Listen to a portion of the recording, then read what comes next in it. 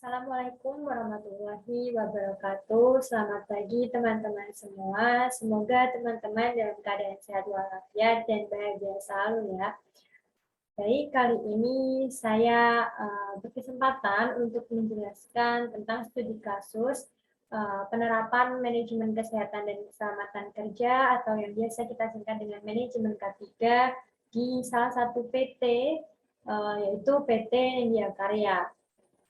Sebelumnya, perkenalkan, nama saya Badini Kasimani, mahasiswi UNY Universitas Negeri Yogyakarta, Prodi Administrasi Perkantoran, Fakultas Ekonomi, kelas A Gunung Kidul, dengan NIM 20811334013.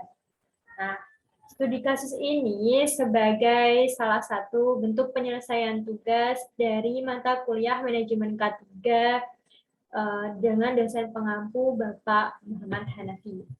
Oke, langsung saja kita masuk pada slide pertama, di mana di sini ada latar belakang ataupun pendahuluan. Nah, kita kenalan dulu nih dengan PT Nindya Karya.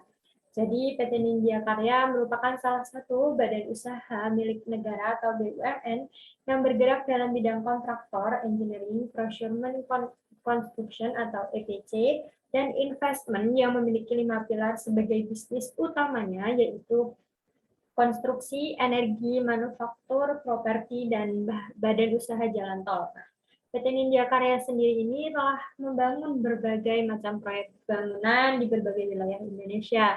Pembangunan yang dihasilkannya itu seperti irigasi dan bendungan, kemudian dermaga, bangunan komersial, jalan raya dan tol, jalan layang dan jembatan, dan tentunya masih banyak lagi. Pada setiap proses pembangunan tentunya yang dilakukan oleh PT Nindya Karya ini menggunakan berbagai peralatan dan juga material yang memiliki tingkat bahaya yang tinggi atau berpotensi pada kecelakaan kerja seperti itu. Nah, untuk itu PT Nindya Karya ini memiliki manajemen K3 yang telah diterapkan dan juga telah mendapatkan penghargaan yang telah diakui secara internasional. Nah, tentunya kegiatan konstruksi ini menjadi salah satu penyumbang angka paling tinggi dari kecelakaan kerja dan penyebab akibat kerja di semua industri. Untuk itu, setiap perusahaan perlu menerapkan manajemen K3 ini. Oke, kita next.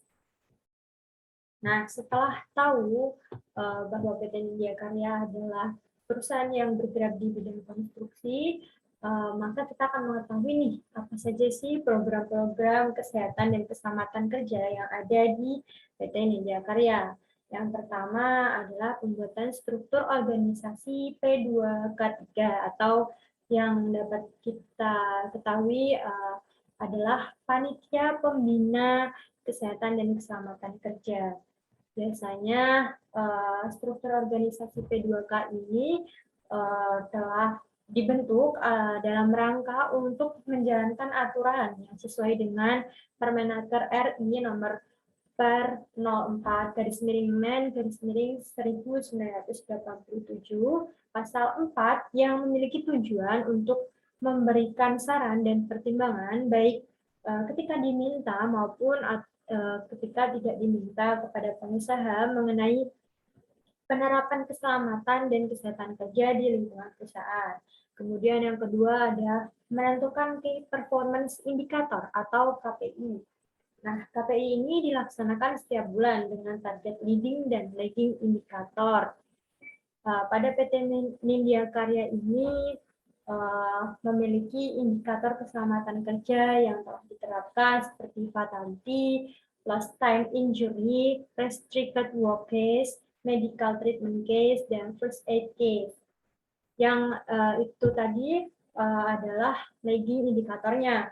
Kemudian agar lagging indikator tadi dapat terlaksana dengan baik, maka diperlukan beberapa program yang disebut dengan lagging indikator. Nah, PT Nindya Karya ini memiliki lagging indikator ataupun programnya sebanyak 25 program yang terdiri dari penerapan JSA dan izin kerja, kemudian pemeriksaan kesehatan reguler, kemudian kepatuhan terhadap penggunaan alat pelindung diri atau APD, pelatihan QHSE dan toolbox talks, kemudian ada weekly toolbox meeting, kemudian ada pelaporan sumber bahaya, rapat QHSE, rapat P2K3, laporan P2K3, housekeeping, dan 5R, pengukuran lingkungan kerja, penanganan material berbahaya B3, penanganan limbah organik dan non-organik, pengelolaan limbah, kepatuhan SEO dan SEO, simulasi tanggap darurat,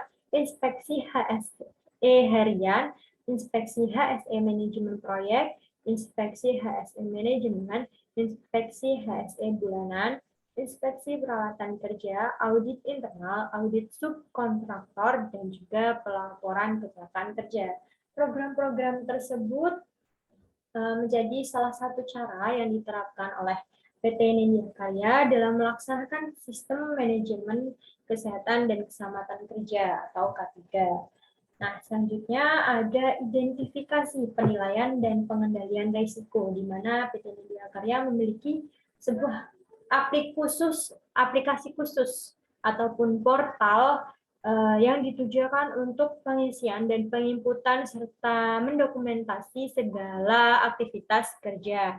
Jadi aplikasinya bernama Business and Operation Risk Management India atau BORN, yang nantinya pada laman web tersebut akan tercatat seluruh aktivitas proyek, risiko bahaya, serta penilaian dan pengendalian risiko. Di dalam web tersebut juga terdapat fitur lainnya seperti pengelolaan risiko, realisasi perlakuan risiko, kejadian risiko, dan cost benefit analysis.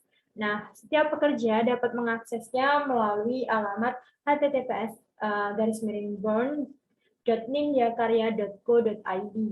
Kemudian yang selanjutnya adalah program komunikasi keselamatan dan kesehatan kerja. Jadi komunikasi sendiri adalah salah satu cara atau alat yang digunakan untuk membagikan informasi kepada orang lain. Nah, tentunya dalam suatu organisasi komunikasi ini sangat penting agar pekerjaan dapat terlaksana dengan baik tanpa adanya miskomunikasi. Kalau terjadi miskomunikasikan, pekerjaan dapat tidak terlaksana dengan baik, terjadi kesalahan atau yang lainnya seperti itu. Nah, pada penerapan keselamatan dan kesehatan kerja juga perlu adanya suatu komunikasi yang bertujuan untuk menjamin seluruh tenaga kerja, tamu ataupun seseorang yang memasuki area proyek ini dapat aman gitu dari kecelakaan kerja. Nah, dalam komunikasi ini juga terdapat dua jenis komunikasi, yaitu komunikasi internal dan komunikasi eksternal. Nah, biasanya komunikasi juga disampaikan dengan cara memberikan simbol-simbol bahaya ataupun memberikan informasi secara langsung kepada para pekerjanya. Nah, PT Nindya Karya ini menggunakan beberapa cara untuk mengkomunikasikan agar penerapan keselamatan kerja dapat dipahami dan dapat diketahui oleh seluruh pekerja. Nah, adapun caranya yang diterapkan yaitu melalui HSE atau Health Safety Environment Induction.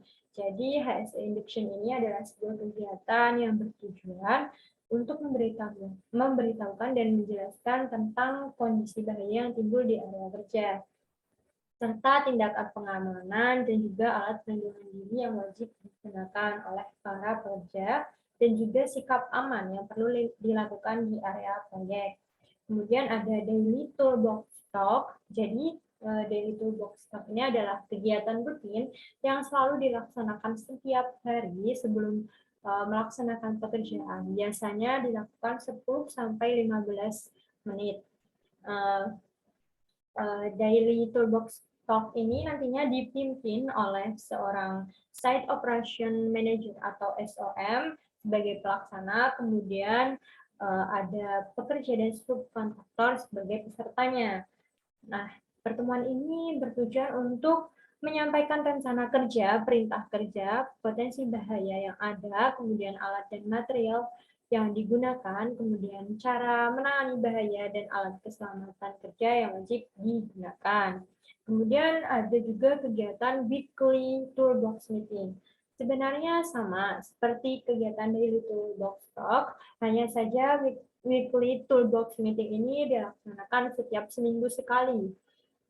Nah, jadi kegiatan ini juga sebagai cara untuk mengevaluasi pekerjaan selama seminggu. Biasanya kegiatan ini itu eh, menyampaikan potensi bahaya dan cara pencegahannya, kemudian menyampaikan rencana pekerjaan utama yang akan dilaksanakan minggu berikutnya, seperti itu.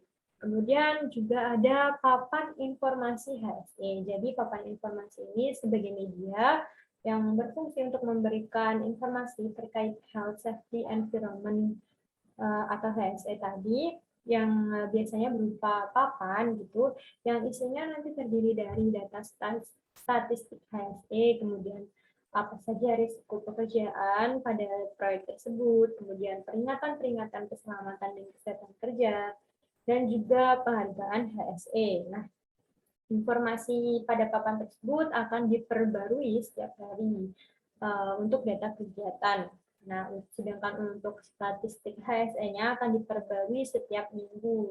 Kemudian papan informasi ini biasanya ditempatkan di tempat-tempat yang mudah dijangkau oleh semua orang. Biasanya berada di dekat pintu masuk gitu, pintu masuk area proyek, sehingga tamu ataupun orang yang masuk ke dalam proyek bisa membaca atau mengetahui informasi itu terlebih dahulu. Kemudian ada rapat QHSE. Nah, rapat ini juga dilakukan sama sepertinya dengan tujuan untuk melakukan tinjauan terkait keselamatan dan kesehatan kerja dalam perencanaan dan pembangunan.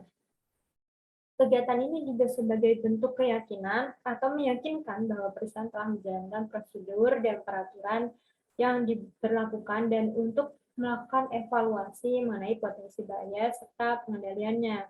Rapat biasanya dilakukan minimal 1 bulan sekali agar seluruh program dan penerapannya dapat berjalan sesuai dengan perencanaan. Kemudian juga ada yang terakhir kampanye HSE. Jadi kampanye sendiri kan berfungsi untuk mempengaruhi khalayak agar dapat mengikuti apa yang menjadi sasaran kita atau program kita setelah mengetahui kegiatan program kita. Nah, itu. Jadi pada penerapannya manajemen kesehatan dan keselamatan kerja ini melakukan kampanye untuk mempromosikan terkait penerapan dan aturan yang telah berlaku pada suatu perusahaan. Biasanya media yang digunakan untuk kampanye itu berupa banner, poster, spanduk, kemudian foto-foto, ataupun dapat juga dengan video kampanye yang ditampilkan di depan khalayak umum, seperti itu. Nah, kemudian program yang terakhir adalah rencana keadaan darurat, di mana PT Nindya Karya ini melakukan penyusunan tim keadaan darurat dan juga simulasi keadaan darurat. Nah, penyusunan tim keadaan daruratnya ini sebagai salah satu cara yang dilakukan untuk menanggapi keadaan darurat, di mana nantinya para tim bertugas untuk merencanakan, memitigasi, dan melaksanakan tindakan penanganan apabila terjadi keadaan darurat. Kemudian, untuk simulasi keadaan darurat ini dilakukan agar para pekerja dapat mengetahui dan memahami serta sigap ketika terjadi kecelakaan kerja di area proyek. Nah, kemudian dilakukan pelatihan agar para pekerja ini dapat menghadapi hal buruk yang datang secara tiba-tiba. Biasanya seperti simulasi gempa bumi, kemudian simulasi kebakaran, simulasi pertolongan pertama itu juga perlu, dan yang terbaru yaitu karena kita terdampak pandemi COVID ya, yang ada di Indonesia itu maka yang terbaru adalah pelatihan simulasi penanganan COVID-19 seperti itu. Oke, kita next.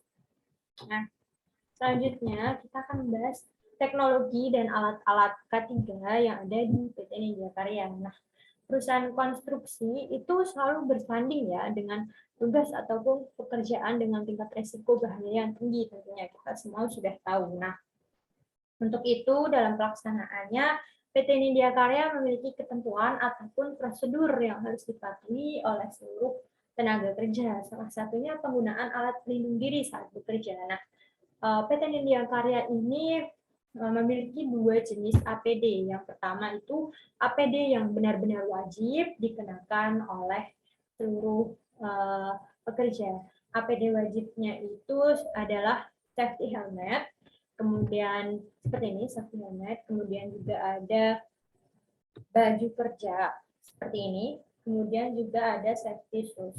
Nah, untuk safety helmet itu kan biasanya kita tahu ya, kita bisa melihat di area proyek itu kok banyak macam-macam warnanya gitu, dan pasti itu ada maknanya sendiri setiap warna. Nah, ya memang setiap warna helm yang dikenakan oleh para pekerja ini memiliki fungsi ataupun tugas yang berbeda-beda gitu ya. Jadi setiap warna ini mengkategorikan pekerjaan dari para pekerja.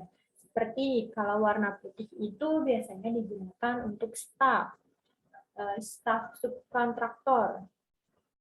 Nah, seperti ini tuh biasanya digunakan oleh para staff. Kemudian kalau helm merah itu untuk tim HSE. Kemudian untuk para pekerja kontraktor atau lainnya itu biasanya diklasifikasikan menjadi kalau warna orange itu pekerja yang bagian besi atau baja, kemudian warna hijau itu untuk pekerja bagian kayu-kayu gitu, kemudian warna biru pekerja M&I, kemudian untuk warna kuning itu untuk pekerja cor batu dan finishing. Kemudian helm mandor itu helm garis warna orange, ada garis putihnya seperti itu. Nah, kemudian ada APD baju kerja. Nah, baju kerja ini biasanya sudah sesuai standar. Yang pertama itu baju berlengan, panjang ataupun pendek. Kemudian ada celana panjang. Kemudian juga reflektif atau rompi yang berwarna mencolok. Biasanya warna hijau stabilo gitu agar orang-orang dapat mengetahui bahwa itu terdapat orang ataupun seperti itu ya, agar kita dapat mengetahui lah intinya.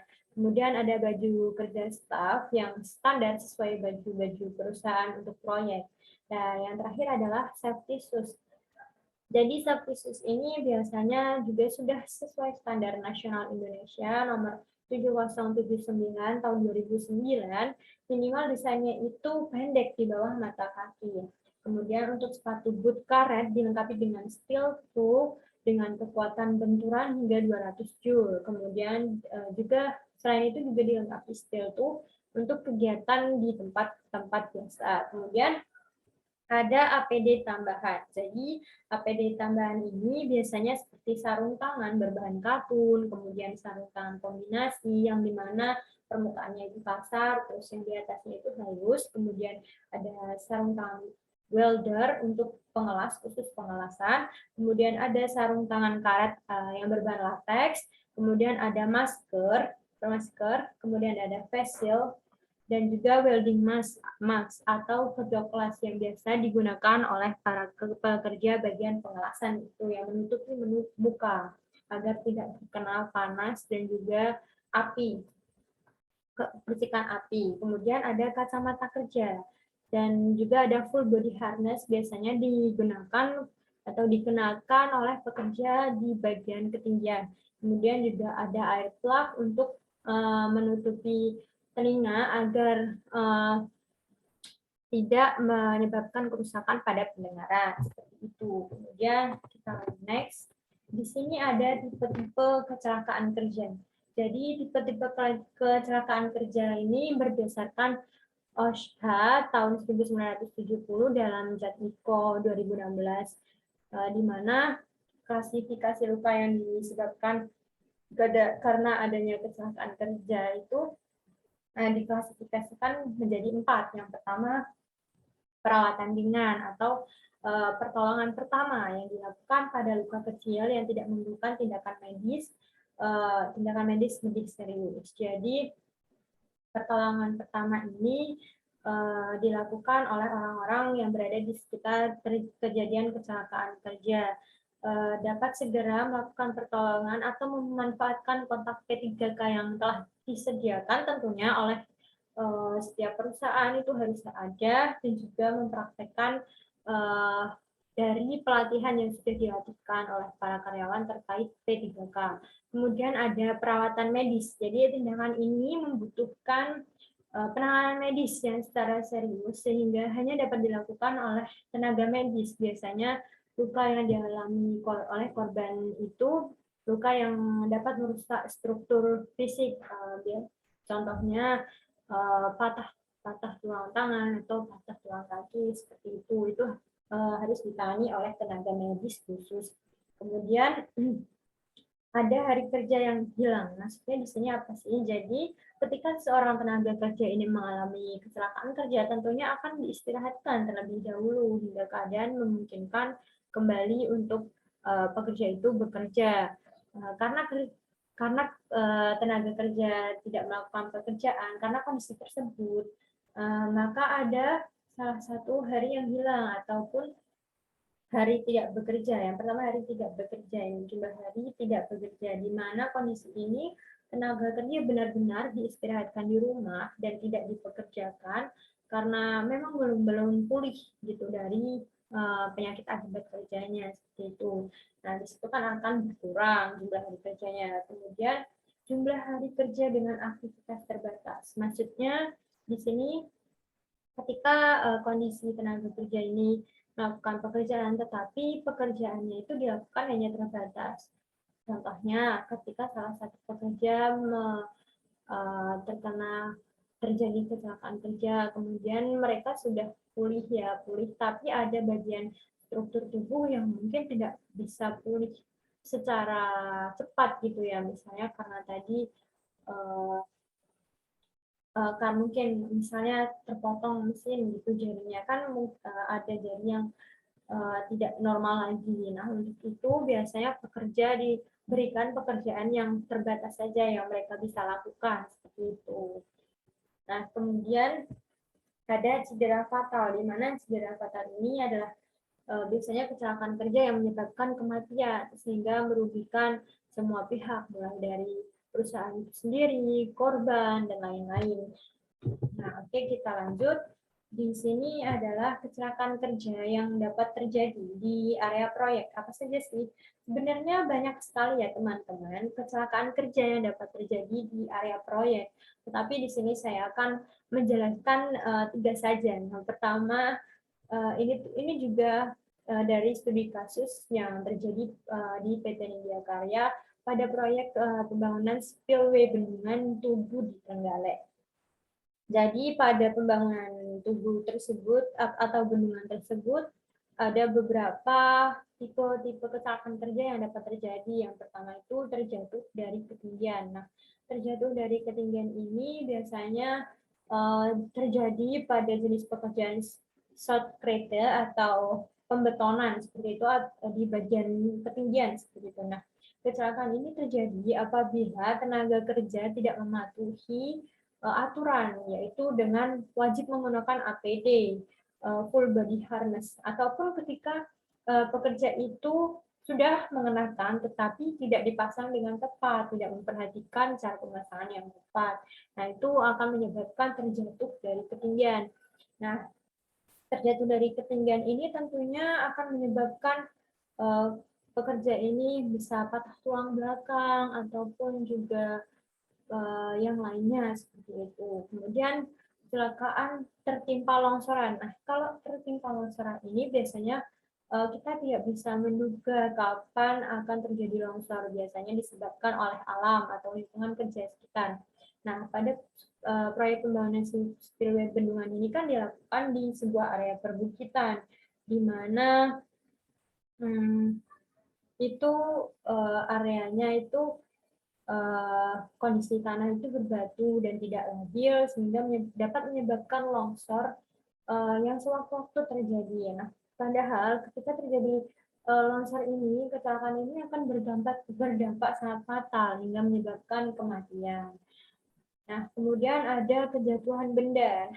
Banyak biasanya terjadi pada bagian proses pemasangan besi, di mana mungkin pada saat akan memasang besi, besinya jatuh, kita kan tidak tahu juga ya. Nah, untuk itu para pekerja itu sangat wajib mengenakan APD. Kalau bisa itu yang full gitu ya, mulai dari helm. Nah, kalau helm kejatuhan benda, kalau kita pakai helm kan itu bisa meminimalisir terjadinya kecelakaan kerja. Kemudian kita pakai safety shoes yang sudah standar gitu ya, bisa menahan benturan hingga 200 joule. Itu kan juga ketika kita tertimpa besi mungkin tidak akan begitu parah gitu terlukanya. Oke, kita next. Nah, di sini ada dampak kerugian dari kecelakaan kerja.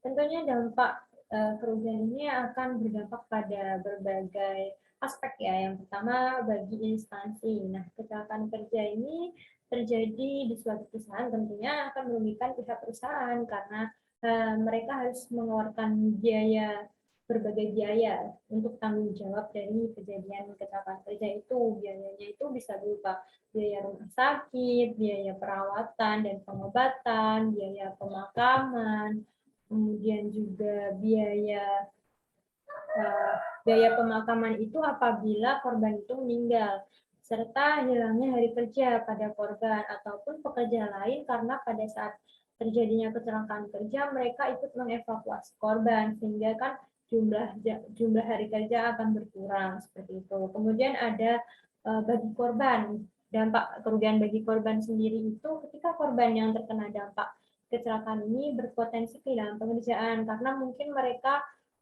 akan kehilangan ataupun beberapa organ tubuhnya itu tidak berfungsi secara normal lagi dan mereka tidak dipekerjakan lagi seperti itu. Nah, jika korban ini sampai meninggal, dia akan merasakan kerugiannya itu adalah keluarga karena mereka kehilangan pencari nafkah. Kemudian bagi masyarakat dan negara itu kerugiannya biasanya pada bidang ekonomi karena setiap perusahaan yang mengalami peristiwa kecelakaan tentunya akan menaikkan biaya produksi mereka karena beban biaya yang mereka tanggung kemudian dari peristiwa tersebut. Nah, tentunya itu berpengaruh pada harga produk di pasaran sehingga mempengaruhi daya beli konsumen. Nah, beberapa kerugian yang lain itu kecelakaan kerja itu merusak peralatan ya, karena peralatan mungkin rusak karena kecelakaan, kemudian mesin, tanggungan biaya perawatannya, dan pengobatan korban, dan lain-lain.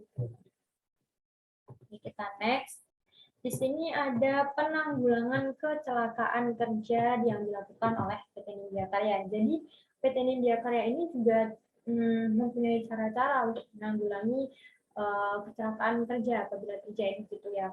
Nah, contohnya ini pada proyek pengembangan Bandara Ahmad Yani di Semarang. Jadi mereka menanggulanginya untuk membuat perencanaan site seperti pengaturan jalan, mobilitas material, peralatan, kemudian lokasi penyimpanan bahan material yang khusus yang berbahaya itu disimpan di tempat yang aman, kemudian lokasi fabrikasi, direksi kit, kemudian barak kerja. Kemudian ada juga pemasangan poster atau himbauan tentang K3 seperti rambu-rambu peringatan, kemudian rambu-rambu lalu lintas, dan juga slogan-slogan untuk para pekerja agar mematuhi mengenakan APD, mematuhi aturan yang ada agar terhindar dari kecelakaan kerja. Kemudian juga penetapan aturan wajib penggunaan APD, kemudian ada pemberian rambu-rambu petunjuk dan larangan, pemasangan pagar keamanan atau rubbercon, kemudian menjaga kondisi jalan agar tetap layak dipakai, kemudian penetapan khusus untuk material yang berbahaya, kemudian ada penggunaan peralatan yang sesuai fungsi, kemudian juga memperhatikan peralatan yang berdampak buruk bagi lingkungan kerja. Oke, kita next. Di sini ada beberapa risiko bahaya fisik dan psikologis dari penyakit akibat kerja tersebut. Jadi, PT Nindya Karya ini telah mengidentifikasi bahaya yang menjadi salah satu cara yang dapat dilakukan untuk mengenali sumber-sumber bahaya yang dapat berisiko terjadi kecelakaan kerja. Nah, sumber bahaya yang di lingkungan kerja yang berisiko untuk fisik itu diantaranya bangunan, peralatan, dan instalasi, di mana ketika proses pembuatan spillway, itu bangunan tersebut berfungsi untuk pintu air kan, untuk pintu air dan debit air. Proses pembangunannya itu dilakukan di atas tanah perbukitan dengan berbagai metode pekerjaan yang menjadi sumber bahaya. Nah, tentunya desain bangunan itu telah didesain terlebih dahulu oleh ahli gambar, dan telah dilakukan pengujian terhadap kontur tanahnya.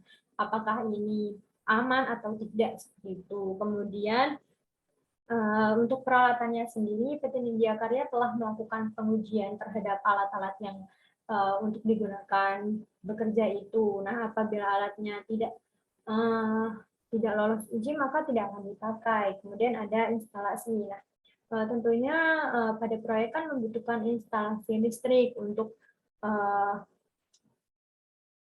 untuk alat-alat yang digunakan yang membutuhkan listrik, kemudian untuk penerangan juga tuh. Kemudian ada bahan. Nah, bahan-bahannya kan biasanya bahan material yang digunakan itu berbeda-beda, memiliki sifat dan tingkat bahaya yang berbeda. Nah, untuk bahan peledak yang sering digunakan jenis ANFO itu biasanya pada pekerjaan blasting. Nah, bahan peledak itu biasanya disimpan pada tempat atau ruangan yang jauh dari pemukiman, kemudian dari keramaian. Nah, agar menghindari terjadi sesuatu yang dapat terjadi.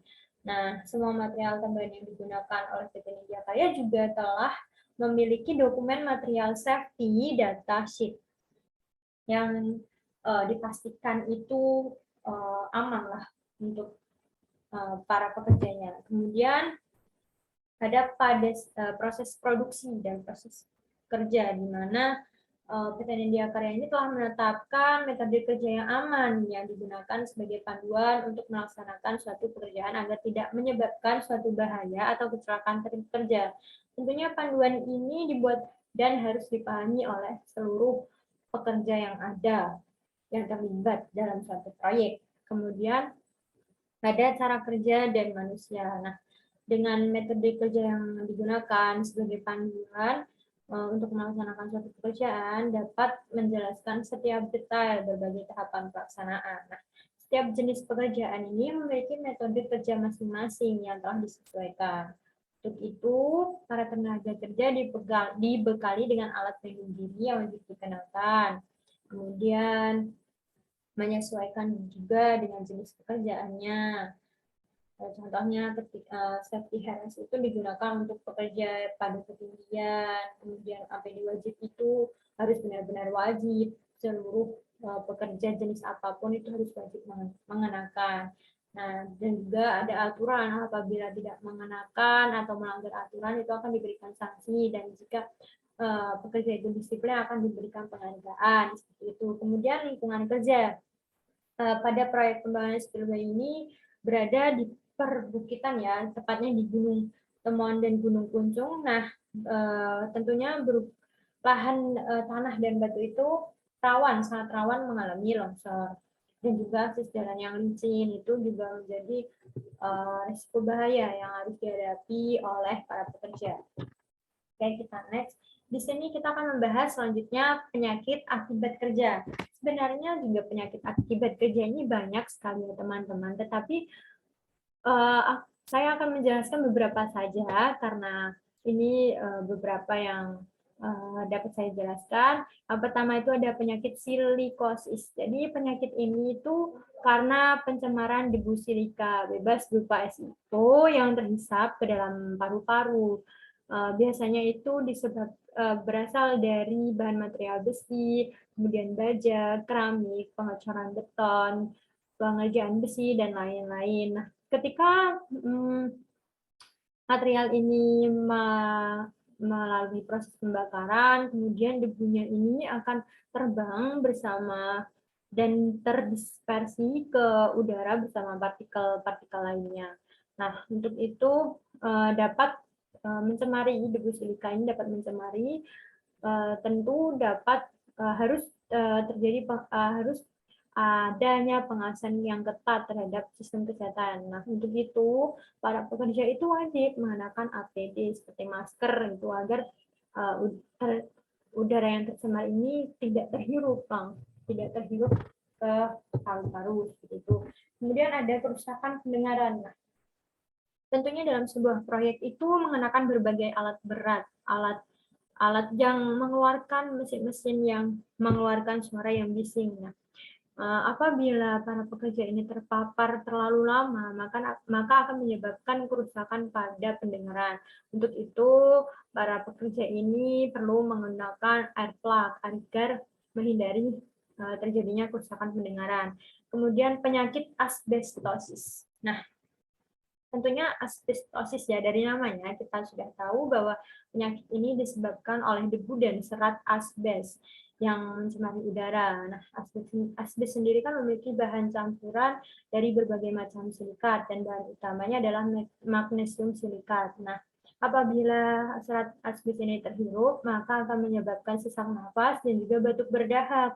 Nah, penyakit ini biasanya ditandai dengan ujung-ujung jari penderita membesar gitu. Dan serat asbes ini menyebabkan kanker pada manusia. Kemudian selanjutnya penyakit heat stress. Jadi heat stress ini disebabkan oleh tekanan panas yang berlebihan. Nah, karena area proyek ini indoor ya, jadi kita tidak bisa menanggulanginya dengan atap ataupun apa. Ini benar-benar indoor. Jadi setiap hari para pekerja akan terpapar oleh panas matahari. Nah, jika ini terjadi, itu akan menyebabkan penyakit heat stress yang mengakibatkan denyut jantung dan temperatur tubuh serta kelelahan. Nah, keadaan stres ini jika berlebihan akan memicu pada penyakit heat stroke yang dapat mengancam nyawa. Tanda-tanda yang dialami penderita biasanya kulit kering, terus merasa cemas karena kepanasan terus gitu ya. Kemudian kejang dan juga sampai kehilangan kesadaran.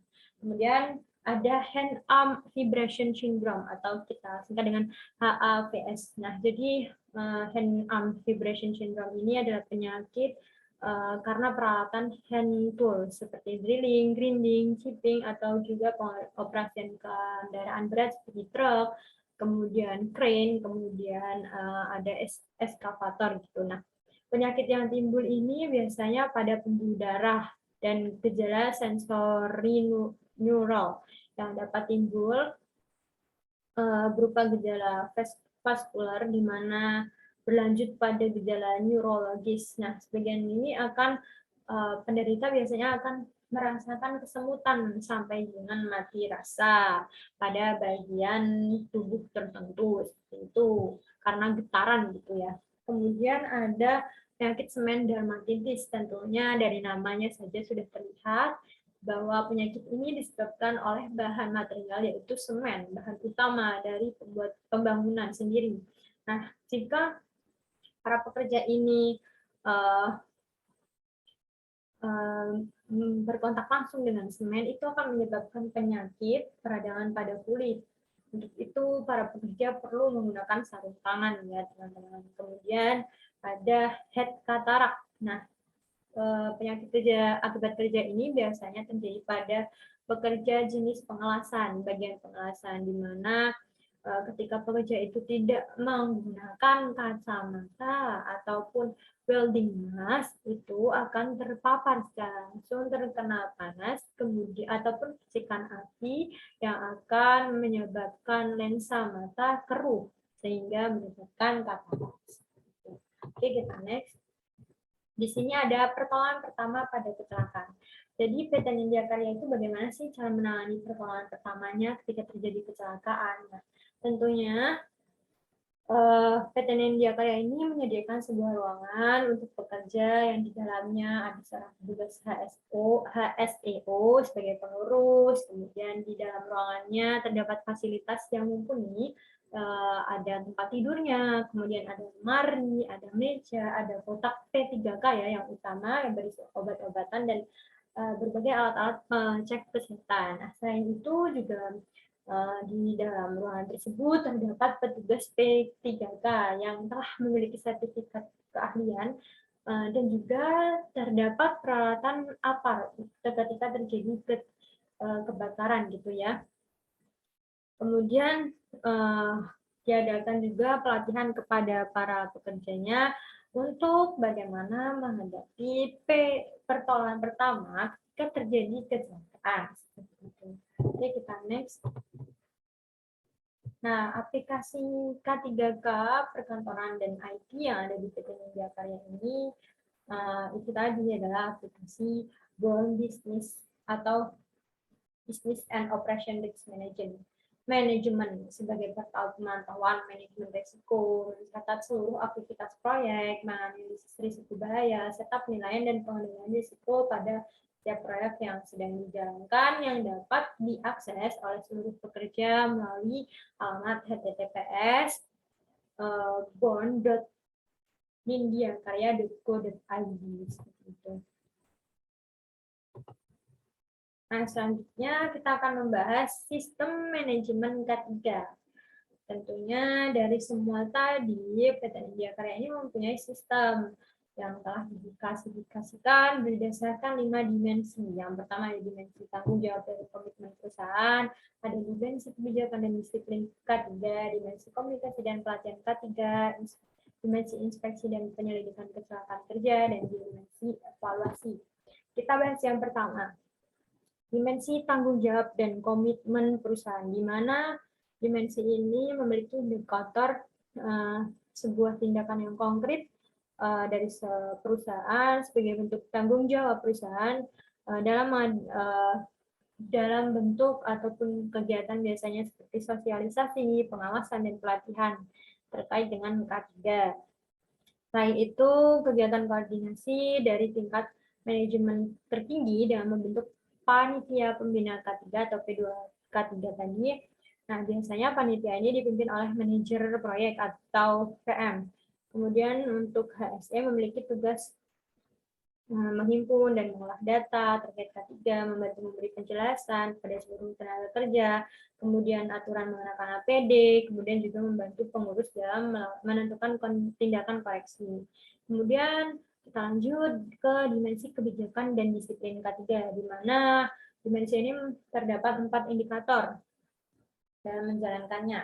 Yang pertama, indikator peraturan K3, di mana perusahaan ini membuat dan menjalankan pekerjaan sesuai dengan SOP, Standard Operation Procedure, yang didasari pada panduan HSE PT Nindya Karya tahun 2015 revisi 05/06 Juli.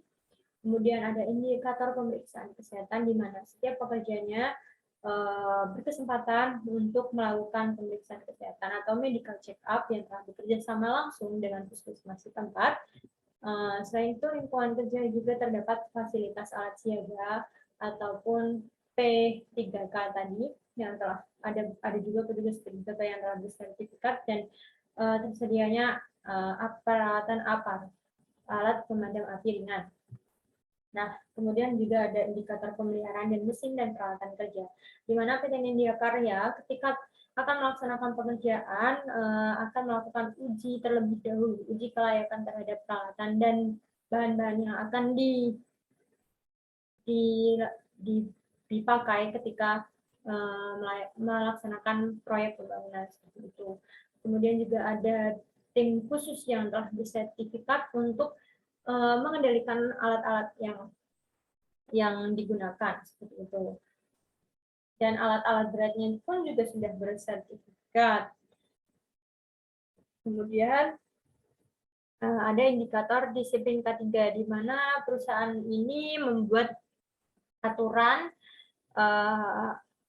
wajib untuk mengenakan APD.